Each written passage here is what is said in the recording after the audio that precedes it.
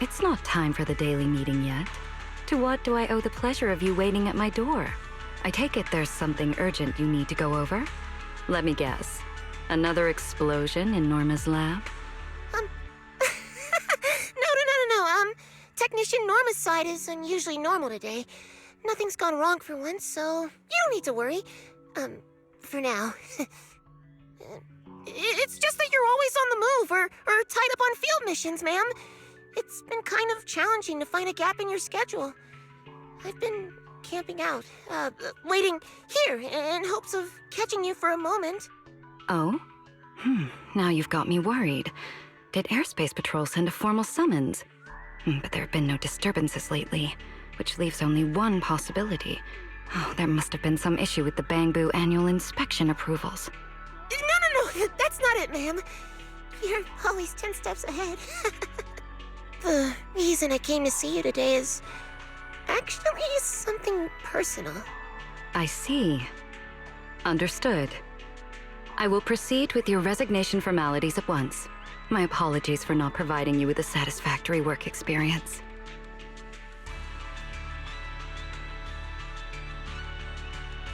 Is this a potted plant? But its texture is somewhat rigid. No, you've misunderstood me, ma'am. There's no way I'm resigning. You've always looked out for me. I just wanted to show a bit of appreciation. You mean with this plant made of metal? How inventive. Yeah, I made it myself. It's not as refined as something from Flint Workshop, and it's definitely not as pretty as a real plant. But I thought it might suit you better, ma'am.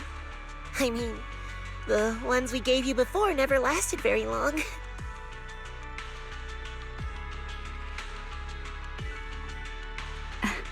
It's merely dormant. For that species, that is perfectly normal. Huh? Do houseplants do that? But the ones from the Merchant Association also only lasted a few days. Merely dormant. For that species, that is perfectly normal. Yes, right, anyway, I just wanted to thank you. About your big decision, we've heard. We've all seen how much you do for us, so we completely understand. But what you've done for us, I'll never forget it. Ma'am, how am I supposed to go on without you?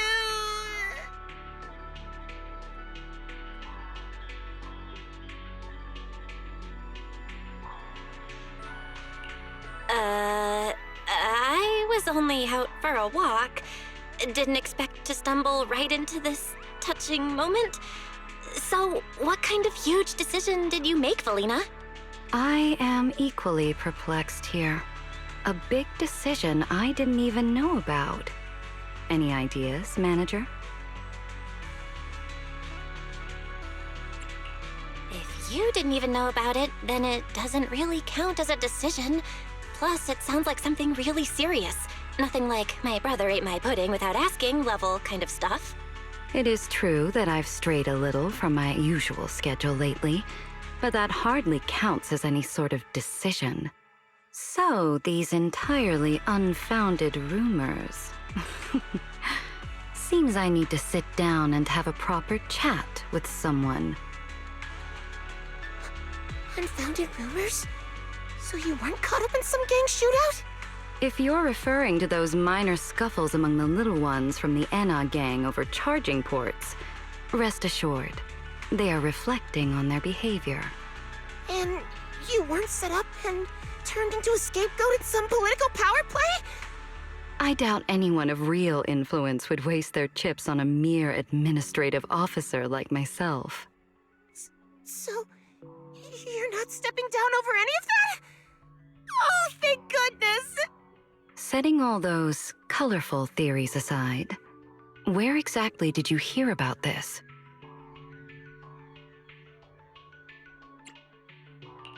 No way! Don't tell me this is the one rumor that's actually true. You're really stepping down?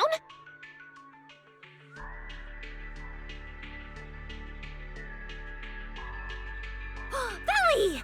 Why are you still here? Weren't you supposed to be on vacation? I'll have to postpone my leave. And I don't recall mentioning that to you. I was passing by while you were talking to your family. I heard it by accident. I mean, you didn't even close your door! Wait, Norma, didn't you say Miss Velina was leaving us? Yeah, obviously there's no way she'd pick ESD as a vacation spot, right? I'm sorry, ma'am. It's quite all right. The vacation was only confirmed today. I should have informed everyone in advance to avoid any misunderstanding. It's just a vacation. Aren't you all overreacting a little? I mean, aside from official holidays, Miss Velina has never taken time off. Like, ever. If she's not at work on a weekday, it just doesn't feel right. Mm-hmm. Valley's like high-performance hardware, you know?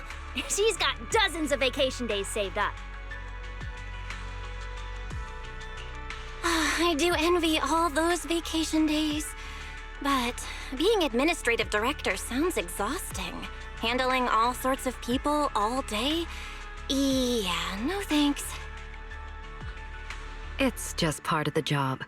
If you're ever curious, I could always arrange for you to try it firsthand. Speaking of which, Norma, I remember that call took place rather late at night. At the time, you were... I wasn't doing anything weird. I just stumbled across a few extremely promising subjects and lost track of time in the lab, that's all. Any experiment conducted outside protocol must be reported in advance.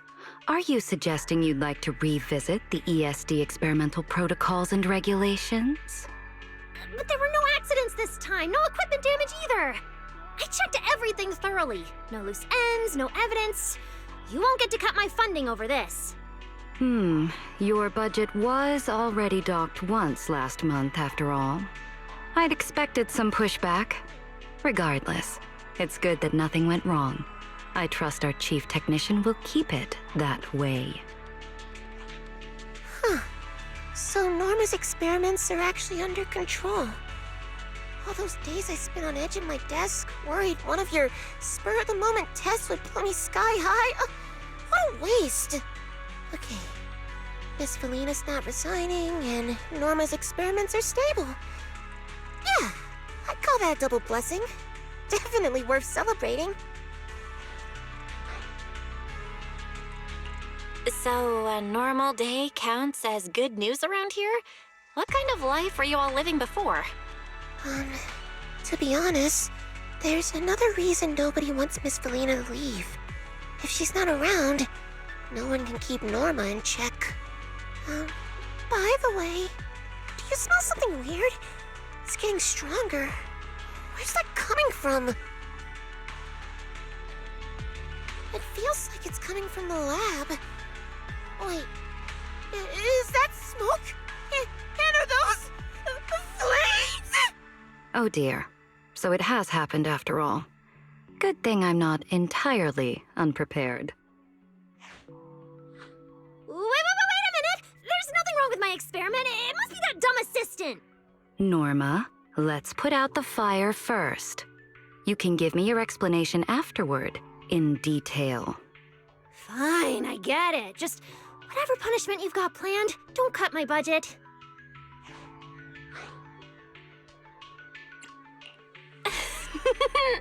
Yep, called it. Never celebrate too early. Oh, that fire looks pretty bad, though. I'll help.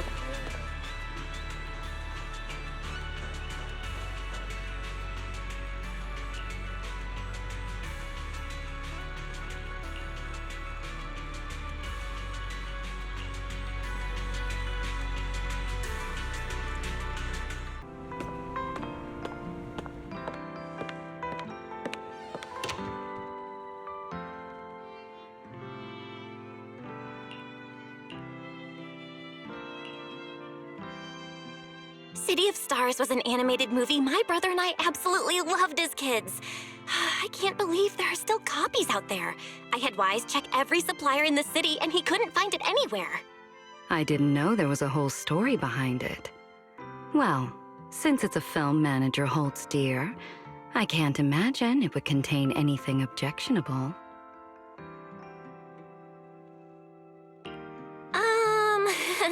I wouldn't be so sure about that. Sampling all kinds of films is kind of an important part of the job for a video store owner. But this one is totally fine. It's just a simple fairy tale. That's a relief. If anything non-compliant turned up, the follow-up paperwork would be quite the headache. Perhaps we should watch it together.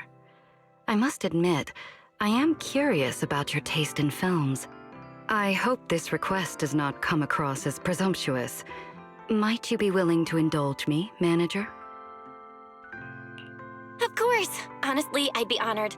I really want to hear what you think about it too.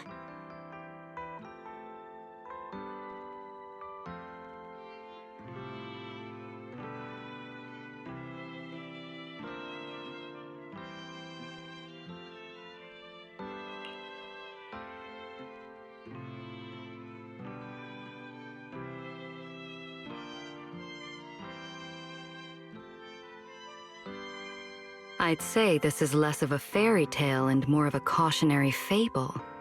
Quite thought-provoking. Wouldn't you agree?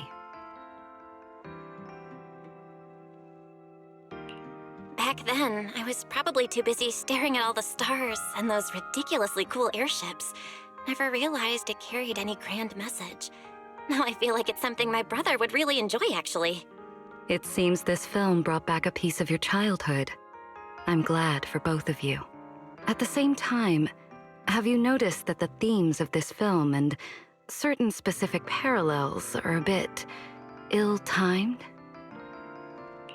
No way, right? Sure, the film's set on an island in the sky, but floating islands are a classic motif in fiction. They're pretty common. Maybe the review doesn't need to be quite this strict. If that were all, I might let it pass. But the detail about the 3 sister regents who govern the city... I mean, movies always love numbers like 3, 7, 11. I'm sure Lady Sunbringer wouldn't read into something like that, right? And then there's the part where the 2 peoples lived in harmony, only for everything to eventually fall apart.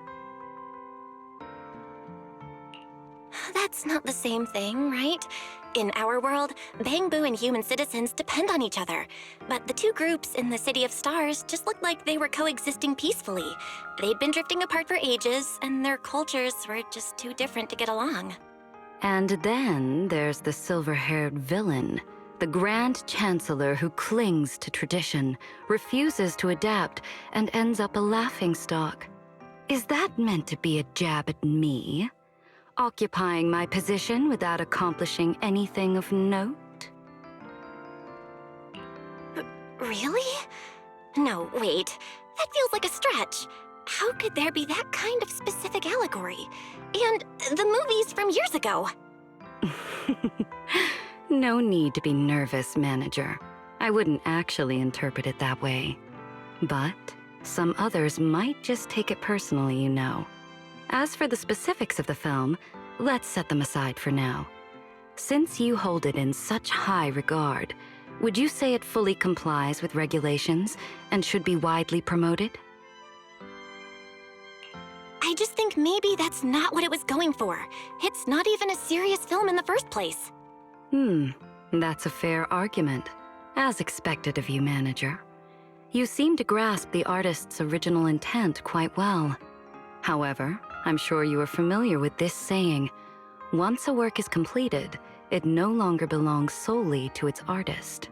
Interpretations surrounding a work can be manifold, and the less discerning the audience, the more easily they are swayed by others' readings. Which is precisely why fairy tales must withstand scrutiny from every direction. City of Stars is not aimed at adults. If someone were to exploit it and stir sentiments that deepen the divide between Rose Califer and the outside world, those innocent children in the naive little Bangbu may not be as capable as you are, in distinguishing right from wrong. Oh, I see.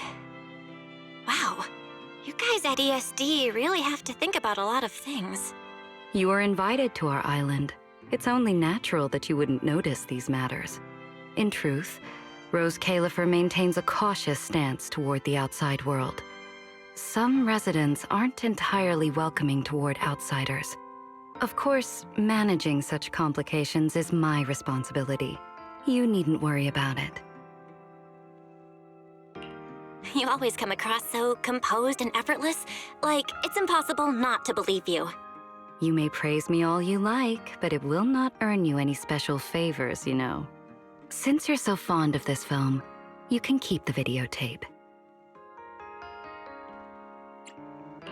Wait, really? I thought I wouldn't be able to watch it with Wise. Who knew flattery could get you this far? Not because of your compliments, I assure you. Do you recall? You are an honored guest of the External Strategy Department. You're entitled to certain privileges. As a precaution, however, there will be one condition. It's for personal collection only. No lending or renting it out. I trust you will remember that, Manager. This tape isn't just a piece of my childhood. It's a gift from you. It actually means a lot. There's no way I'm renting it out. I am pleased to hear that. In that case, I will not take up any more of your time. As for those smugglers, whether it was mere negligence or something more deliberate, I believe I shall hear their explanations personally. Velina's smiling like nothing's wrong, but wow, that sudden chill down my spine feels so real. Fellow videotape lovers I've never met. Well, good luck dealing with her.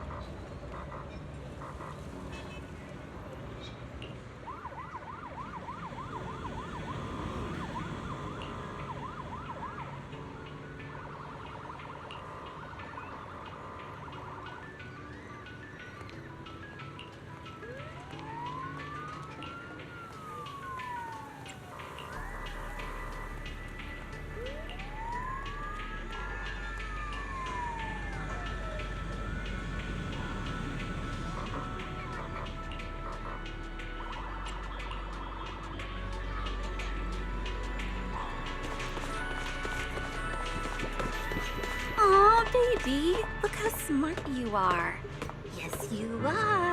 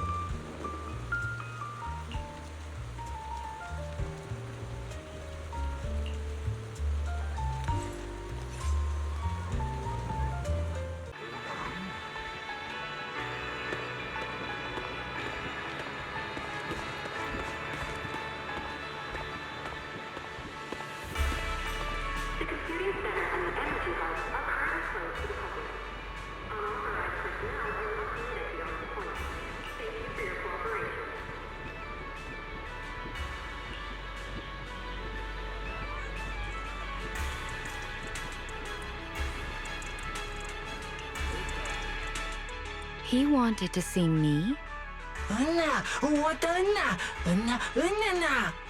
He really didn't need to go to all that trouble.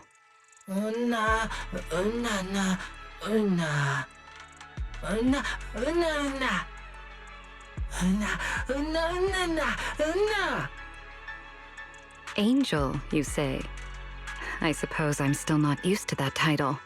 I have a guess as to who it might be. Would you mind telling me his designation? I will need to verify the relevant records.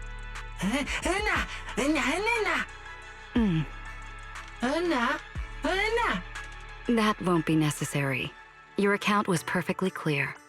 I have met him, and I'm aware of his fondness for strawberry-flavored batteries. I am very sorry. He will not be coming back.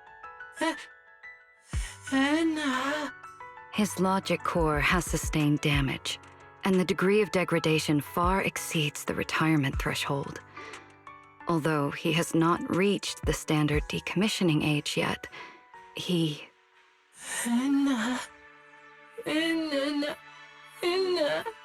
Regrettably, even our chief technician was unable to intervene. In this regard, I am far less capable than she is. Please, rest assured, he will begin a new life in Janus Quarter.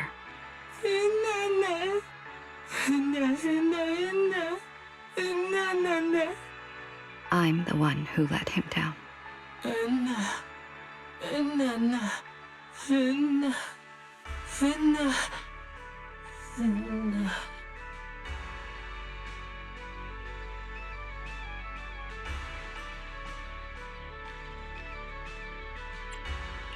Velina? Hey, are you okay? Ah, so you were here all along. I did not notice. My apologies. Conversations such as this are not uncommon. Don't worry about me.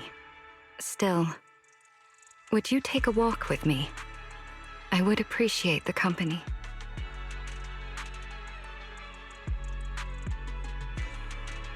Yesterday, CCD-L12-0421 said goodbye here to his home. His name is Elfo. Before he left, I gave him a strawberry-flavored battery. He was overjoyed and called me his angel. I was quite taken aback. I thought perhaps some fragment of his memory had been unexpectedly restored.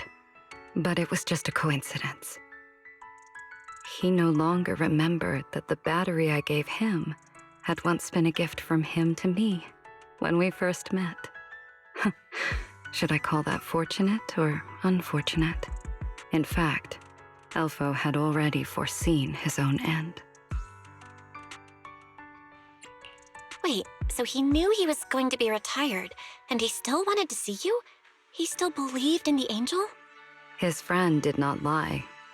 He believed the angel could help him. But what he sought was never a cure, not even the preservation of his memories. What he wanted was for me to waive the formalities, the approvals, the announcements, and carry out the retirement process quickly so he could leave without anyone noticing. He doesn't like farewells. He did not wish to upset his friends. That was the only thing I was able to do for him, and the only request he ever made of his angel. Elfo's friend was right. Maybe there never was such a thing as an angel. Just a witch, standing above, passing judgment under the pretense of granting a second life. A witch? That doesn't suit you at all. Allowing them to continue bearing excessive data would only accelerate system failure. Retirement is a safeguard. It protects them. The ESD has been trying to improve Bangbu's logic cores for that exact reason, to reduce the side effects and preserve their memories. That's what you've always believed in. That's what you've always been doing, right? I forgot myself for a moment. As you said, indulging in self-reproach serves no purpose. Still, I did not expect to see such a serious expression from you. This walk was worth something after all. Hey, what's that supposed to mean? I can be serious too, you know? At least half as serious as you. While I may take issue with that phrasing, I will accept your meaning for now. What I just said was not entirely spoken in haste. If I must choose one single identity, which may indeed be more appropriate? The little ones believe in a flawless, idealized angel. Someone with two faces is hardly suited to be their symbol of faith. And all that set aside, the role of a witch does offer certain practical advantages.